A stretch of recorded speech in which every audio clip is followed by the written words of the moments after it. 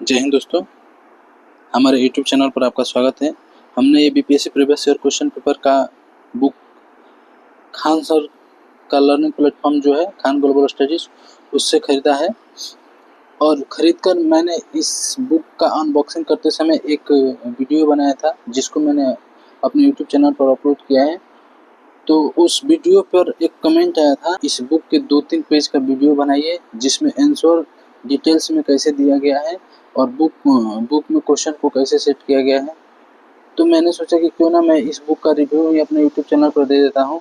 तो आइए हम इस वीडियो को स्टार्ट करते हैं। अगर वीडियो आपको अच्छा लगता है तो वीडियो को लाइक करें, चैनल को सब्सक्राइब करें और अपने दोस्तों के पास शेयर करें। दोस्तों, इस बुक में 1992 से लेकर 2024 तक जितने भी बीपीएससी में अभी तक क्वेश्चन पूछे गए हैं उन सबको डिटेल्स वाइज दिया गया है और सबको हर एक बीपीएससी में जितने भी सिलेबस में बीपीएससी के सिलेबस में जितने भी सब्जेक्ट मेंशन है उस सब्जेक्ट का टॉपिक वाइज क्वेश्चन को अलग अलग सेट किया गया है और सेट करके इस बुक में मेंशन किया गया है। जिस टॉपिक से जितने क्वेश्चन आए हैं उन सबको एक जगह पर रखा गया है और क्वेश्चन का डिटेल्स में आंसर दिया गया है। जैसे मान के चलिए, अगर हम लोग भारत का भूगोल पढ़ते हैं और भूगोल में भी हम भारत के भूगोल का सामान्य जानकारी अगर पढ़ रहे हैं तो समान जानकारी पढ़ने के बाद अगर हम PYQ एनालिसिस करना चाहें तो समान जानकारी से संबंधित जो भी अभी तक क्वेश्चन पूछे गए हैं बीपीएससी में सबको एक जगह पे डिटेल्स में दिया गया है। क्वेश्चन के साथ साथ उसके बगल में आंसर है, आंसर के साथ साथ वहीं पे आपको उसका से रिलेटेड जानकारी वो सबको एक जगह पे दिया गया है। ये बुक PYQ एनालिसिस करने के लिए बहुत बढ़िया है दोस्तों, क्योंकि मैंने इस बुक को देखा और पढ़ा तो हमको ये लगा कि मतलब ये बुक है, वाकई में बुक अच्छी है। जैसे मान के चलिए, हम लोग प्राचीन भारत का इतिहास पढ़ते हैं। प्राचीन भारत का इतिहास हम पढ़ते हैं तो प्राचीन भारत के इतिहास में पहले हम लोग प्रागैतिहासिक काल पढ़ते हैं। प्रागैतिहासिक काल में बहुत लोगों को पता नहीं होगा, लेकिन सबसे पहले प्रागैतिहासिक काल में हम लोग पाषाण काल पढ़ते हैं। पाषाण काल में भी हम लोग पूरा पाषाण काल, मध्य पाषाण काल, नवपाषाण काल पढ़ते हैं। तो हम लोग अगर पूरा पाषाण काल, नवपाषाण काल, मध्य पाषाण काल पढ़ लिए तो उसमें भी पूरा पाषाण काल को भी 3 भागों में बाँट के पढ़ा जाता है। निम्न पूरा पाषाण काल, मध्य पूरा पाषाण काल और उच्च पूरा पाषाण काल। अगर हम लोग प्रागैतिहासिक काल में पाषाण काल पढ़ लिए तो पाषाण काल का अगर हम लोग PYQ में ये देखना चाहते हैं कि अभी तक बीपीएससी में मतलब अभी तक कितने क्वेश्चन पूछे गए हैं पाषाण काल से, तो सब दोस्तों एक जगह पे पाषाण काल मतलब प्रागैतिहासिक काल से अभी तक जितने भी क्वेश्चन पूछे गए हैं 1924 से लेकर 2024 तक, सॉरी 1900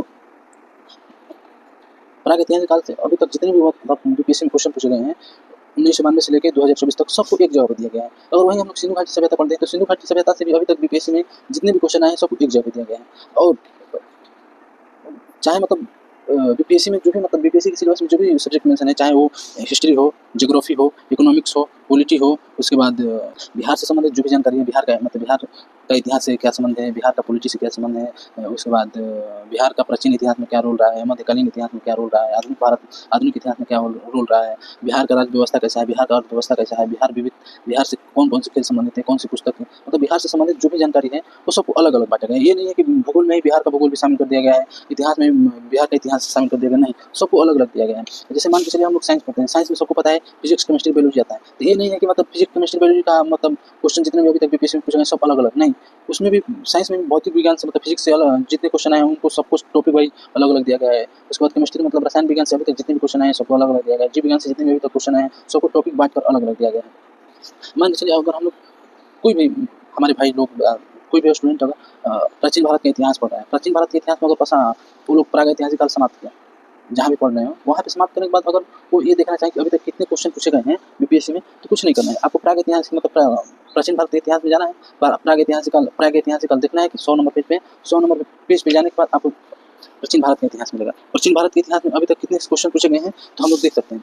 एक 64वीं बीपीएससी में पूछा गया है, एक 44वीं बीपीएससी में पूछा गया है और एक 66वीं बीपीएससी में पूछा गया है। अभी तक मात्र 1, 2, 3 1992 से लेकर 2024 तक अभी तक बीपीएससी में प्रागैतिहासिक काल, प्राचीन भारत के इतिहास का एक टॉपिक है प्रागैतिहासिक काल, जिसमें हम लोग पाषाण काल पढ़ते हैं। पाषाण काल में पूरा पाषाण काल, मध्य पाषाण काल, नवपाषाण काल पढ़ते हैं।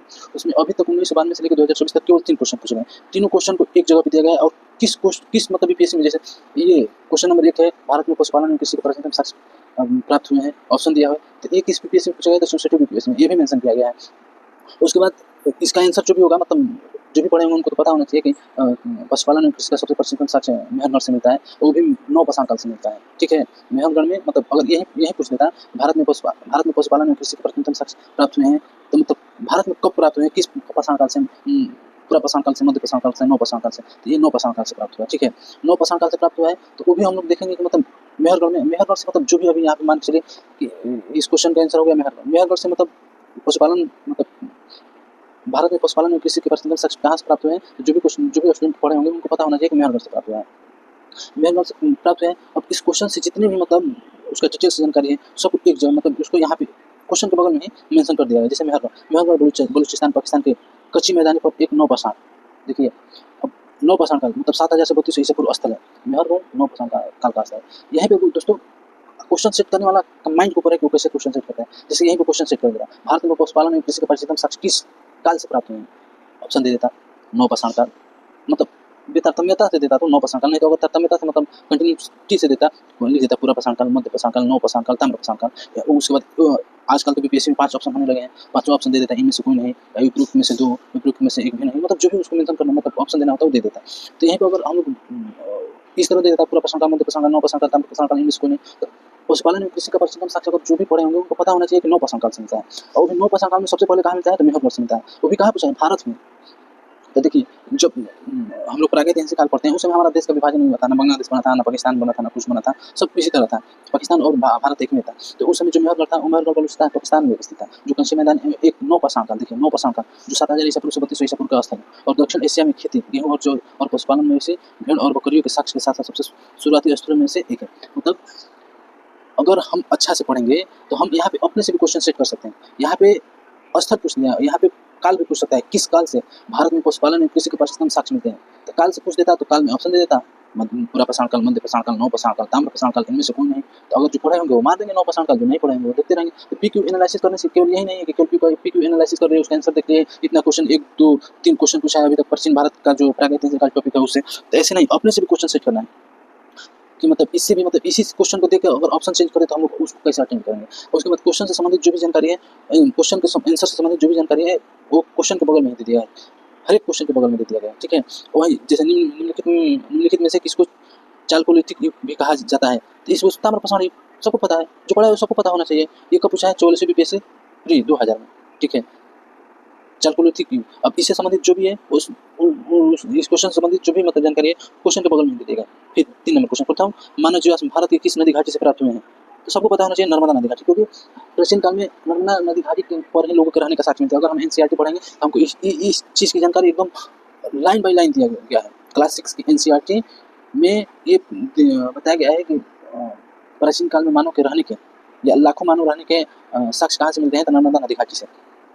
देखिए यूपीएससी का जो भी स्टूडेंट तैयारी कर रहे हैं सब एनसीईआरटी पढ़ रहे हैं। ये क्वेश्चन हम गारंटी लेके दे रहे हैं कि आप देख लीजिएगा, ये क्वेश्चन एनसीईआरटी जो हमारे 6 क्लास की एनसीईआरटी उससे क्वेश्चन पूछा गया है।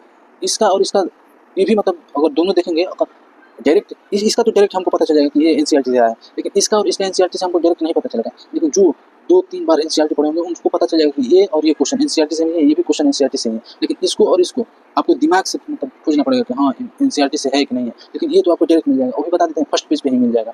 जो एनसीईआरटी 6 क्लास की एनसीईआरटी है उसको उसमें फर्स्ट पेज पर मिल जाएगा। तो यही मतलब देखिए दोस्तों, जो भी हम लोग सब्जेक्ट पढ़ेंगे उस सब्जेक्ट से संबंधित जो भी चैप्टर हमारा कंप्लीट होगा उस चैप्टर वाइज इस बुक में मतलब क्वेश्चन को सेट किया गया है कि मतलब अभी तक बीपीएससी में प्रागैतिहासिक काल से कितने क्वेश्चन पूछे गए हैं, सिंधु घाटी सभ्यता से कितने क्वेश्चन पूछे गए हैं, वैदिक से कितने पूछे गए हैं, उसके बाद शैव धर्म से कितने पूछे गए हैं।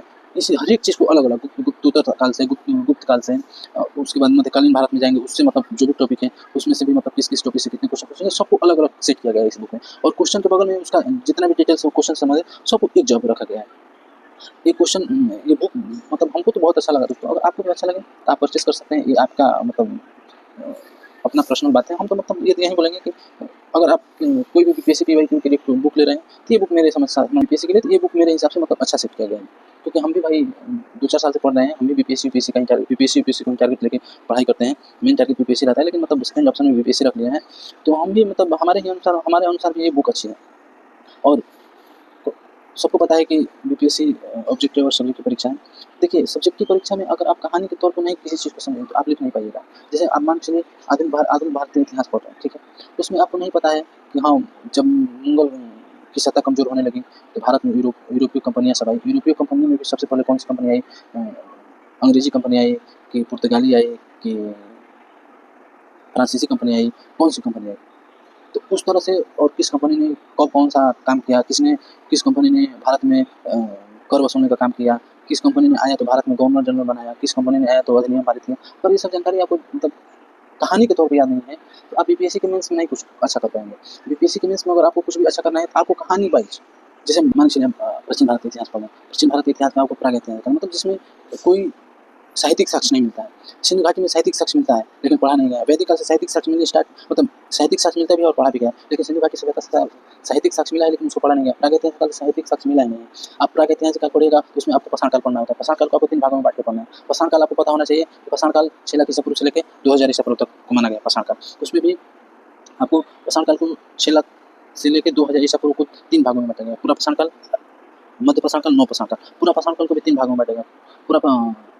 निम्न पूरा पाषाण काल, मध्य पूरा पाषाण काल, उच्च पूरा पाषाण काल।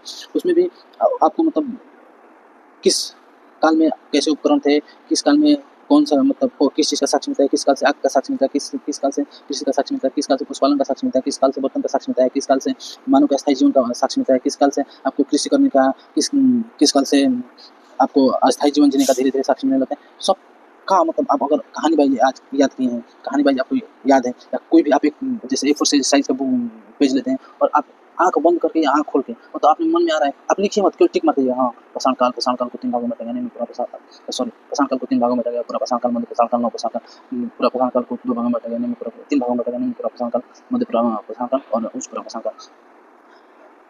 उसके बाद आपको अब धीरे-धीरे मतलब आपको अगर पढ़ें अच्छा से तो आपको भी पता होना चाहिए पूरा पाषाण काल से मानव आदि मानव की उपस्थिति के साक्ष्य मिलते हैं। ये लोग नदी घाटी के ऊपरी क्षेत्रों में रहते थे, ये लोग खानाबदोश ज़िंदगी जीते थे। इनका मुख्य आहार पेड़-पौधे से प्राप्त खाद्य सामग्रियाँ थी, कच्चा मांस था, आग का खोज नहीं हुआ था। उसके बाद इन लोगों का कोई अस्थायी जीवन नहीं था। इन लोगों के इस काल में मतलब बर्तन का साक्ष्य नहीं मिलता है, इस काल से कोई कपड़े का साक्ष्य नहीं मिलता है, इस काल से अस्थायी जीवन का साक्ष्य भी नहीं मिलता है। अगर आप पूरा पाषाण काल पढ़ रहे हैं तब, उसी तरह आप अगर मध्य पाषाण काल में जाइएगा तो आपको पता चलेगा किसी का धीरे-धीरे साक्ष्य मिलने लगता है। उसी तरह आप नव पाषाण काल में जाइएगा तो आपको भी पता चलेगा किसी पशुपालन का साक्ष्य मिल रहा है। उसके बाद आपको अस्थायी जीवन का साक्ष्य मिल रहा है। मानव उपभोक्ता के साथ-साथ उपभोक्ता के साथ-साथ उत्पादक भी बन गया है। मानव अस्थायी जीवन जी रहा है, मानव पशुपालन कर रहा है, मानव कृषि कर, जो आपको याद है अगर कहानी भाई आप मेंस में ऐसा कर लीजिएगा।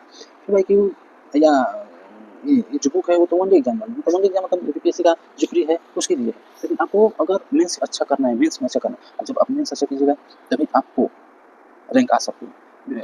बहुत ऐसे लड़के हैं जो अभी तक जितने क्वेश्चन पूछे हैं सबका सब सॉल्व कर देंगे, लेकिन वही मेंस का जब बारी आएगी लिखने का तो फेल हो जाएंगे। तो सबसे पहले हम लोग को मेंस टारगेट करना है, मेंस के बाद में हम लोग को बताऊँ अगर हमको कहानी वाइज सब कुछ याद है, हर एक चीज़ को हम लोग आसानी से सॉल्व कर सकते हैं। कोई भी क्वेश्चन आएगा हम लोग उसको मतलब फेस कर सकते हैं। लेकिन हमको अगर मेंस क्लियर नहीं है तो हम लोग प्री निकाल के क्या ही कर सकते हैं। आप लोग भी सोच सकते हैं प्री निकाल के आप क्या ही कीजिएगा अगर आपका मेंस पेपर अच्छा नहीं है।